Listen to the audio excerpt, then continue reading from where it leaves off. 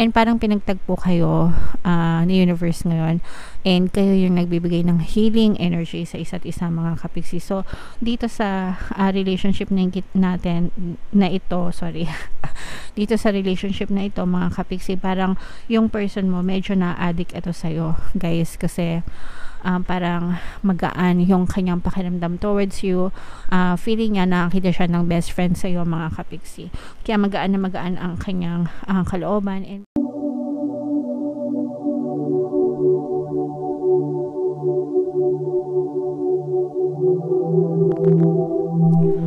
hello guys, hello Leo, welcome back to Pinay Pixie Tarot. Ang pamagat ng ating episode for tonight is feelings reading, anong nararamdaman niya sa'yo. So titingnan natin guys kung anong nararamdaman sa inyo ng inyong partner o specific person. General reading lang guys, pwede mag-resonate, pwedeng hindi. Combination ng positive and negative energy. Pwedeng ma-pick up yung energy nyo guys, pwedeng ma-pick up yung energy ng person nyo.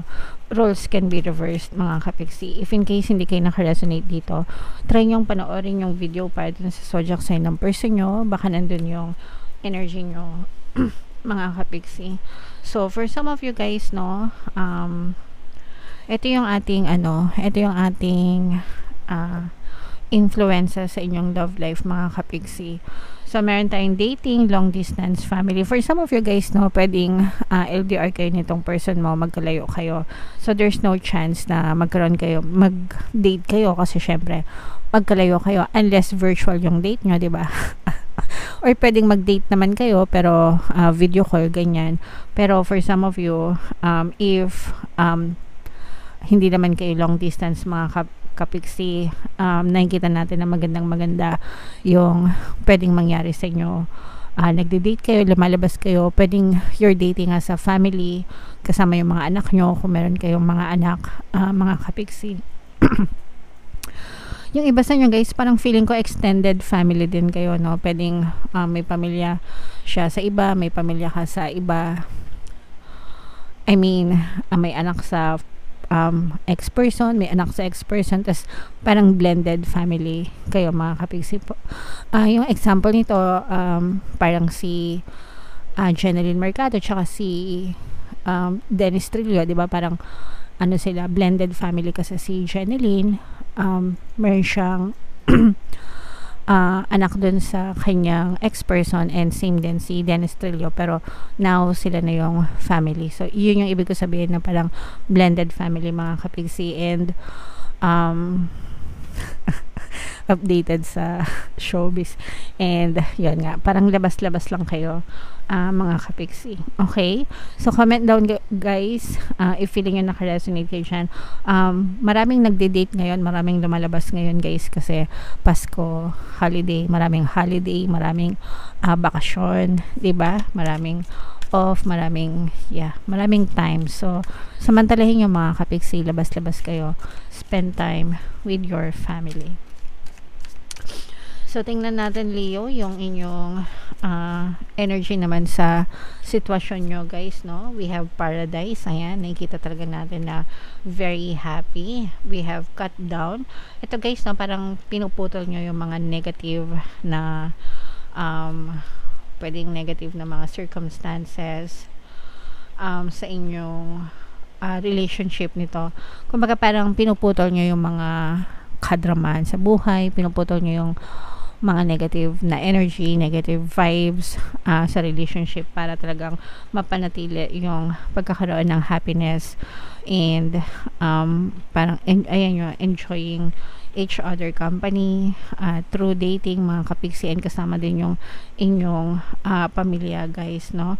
And eto guys, parang you're also stopping yung mga, parang yung iba sa inyo nagkaroon na rin ng pagbabago, especially let's say for example, kung ikaw yung lalaki, kung palikero ka before, parang tinatapos mo na yon or tinitigil mo na yon, or kung ikaw naman yung babae, tas maraming mahilig mag-flirt or maraming nag-flirt sa'yo, parang tinitigil mo na rin yun. So yung mga ganon, whether lalaki kayo or babae kayo, parang tinitigil nyo na yung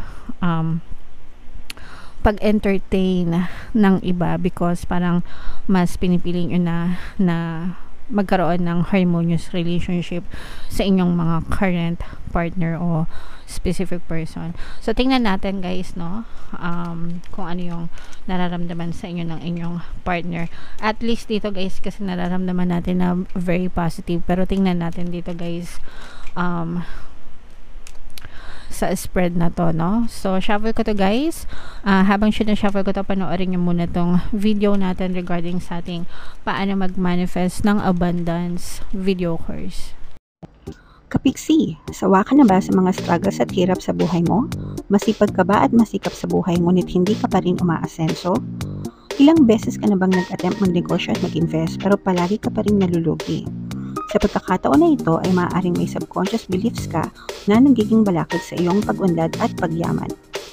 Introducing, paano mag-manifest ng abundance video course. Dito ay matututunan mong ma-overcome ang mga balakid mo para tuluyan ka ng umunlad, umasenso, sumagana, maging matagumpay, successful at maswerte sa iyong kabuhayan, pera, trabaho, negosyo, salapi at kaperahan ng bonggang-bongga. Dali, mag-send na ng email sa pinoypixitaro@gmail.com at simulan na ang iyong pagyaman ngayon. Alright. So, gusto nyo bang yumaman, Kapiksi? Kung gusto mong yumaman, umundad at umasenso ng bonggang-bongga, mag-avail ka na ng course, guys, kasi sobrang ganda talaga niyan. And good news, mga Kapiksi, no, dahil Christmas season ngayon, meron tayong Christmas sale. Magbibigay ako ng 1 free pampaswerte subliminal sa lahat na mag-avail ng course, guys, until December 31. Kaya mag-avail na kayo, mga Kapiksi. Meron din tayong email coaching, manifest your desires using the law of attraction. If meron kayong mga specific na gusto nyong i-manifest, pwedeng love and relationship, guys, pwedeng money or career, pwede kayo magpabook ng email coaching session with me. Mag-send lang kayo guys ng email sa pinoypixitaro@gmail.com. So, Leo, kayo ay na-represent ng Queen of Wands sa ating spread, mga Kapiksi. Ito yung feelings energy. Meron tayong presence ng earth signs dito, Capricorn, Taurus, Virgo. For some of you, maaring earth sign yung person mo, guys, or maaring may earth element sila sa kanilang natal chart, and kayo din. And for some of you guys, ito yung nakikita natin na maaring magkaibang lahi kayo nitong person na to, or pwedeng long distance, no? Kaya nga yung iba sa inyo ganyan.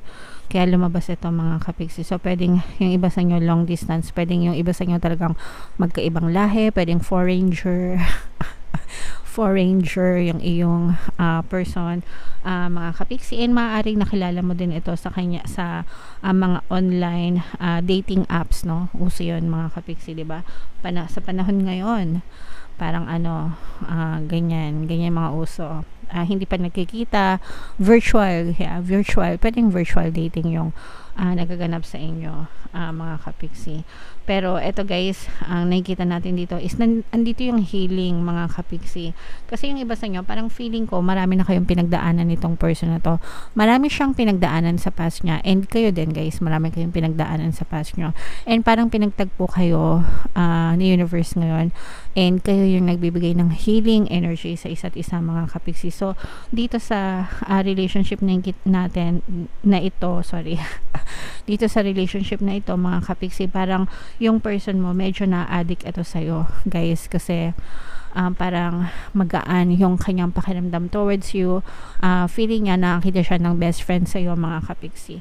Kaya magaan na magaan ang kanyang kalooban, and maganda yung pagtingin at pagrespeto sa iyo nitong person na to, mga Kapiksi. Although for some of you, parang feeling ko hindi niya masyadong pinaparamdam sa iyo, kasi may mga times na naiisip niya yung mga traumatic past niya, yung mga past experiences niya, ganyan. Pero kumbaga parang hindi naman yun masyadong nakaka-apekto dun sa relationship niyo, mga Kapiksi. Sabi ko nga sa inyo, masaya itong person mo, and parang tinitingala ka niya, and parang ikaw yung best friend niya. Very comfortable itong person mo sa iyo. Ikaw nagbibigay ka ng kaligayahan sa kanya. Ito to guys, no, parang nagkakaroon ito ng mga masasamang panaginip. Pwedeng napapanaginipan niya yung kanyang mga past, yung kanyang mga past experiences, past relationship, pero ikaw yung nagsisilbing liwanag sa kanya. So, kaya nga sabi ko sa inyo guys, parang feeling ko itong person mo, addict siya sa'yo. Addict sa'yo. Yeah.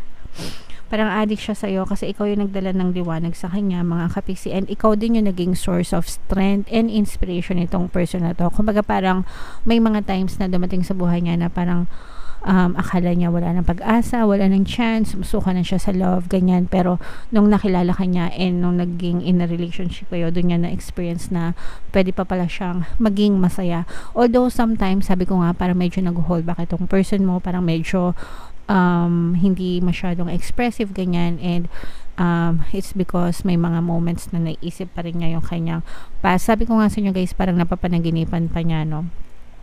Yung kanyang past relationship, or naaalala niya yung mga bad memories niya from the past, guys, no?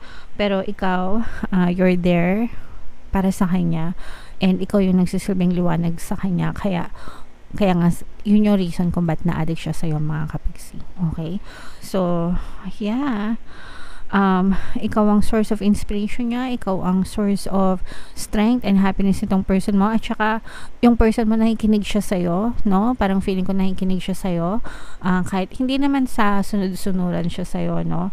Pero nakikinig siya sa'yo because malaki yung hindi naman dahil sa parang robot, ganyan, pero nakikinig siya sa'yo, mga kapiksi, because malaki yung nai-contribute mo sa buhay niya, malaki yung tulong na nagawa mo sa kanya, sa kanyang healing, mga kapiksi, kaya very important ka dun sa person mo, and ayaw niya, kumbaga parang hindi niya nanaisin na mawala ka sa kanya. Alright? So, very sweet, very nice na energy. Sana lahat kayo makaresonate kasi bihira lang kasi yung magandang reading pagdating sa love and relationship, no? So, sana nakaresonate kayo kasi gusto ko kapag nakabasa ng magandang energy pagdating sa love life, guys. Okay? So, comment down below, Leo, if feeling nyo nakaresonate kayo. By the way, guys, ito yung ating 2024 kapalaran. Kung hindi nyo pa napanood, guys, panoorin nyo na. Super nice, super ganda.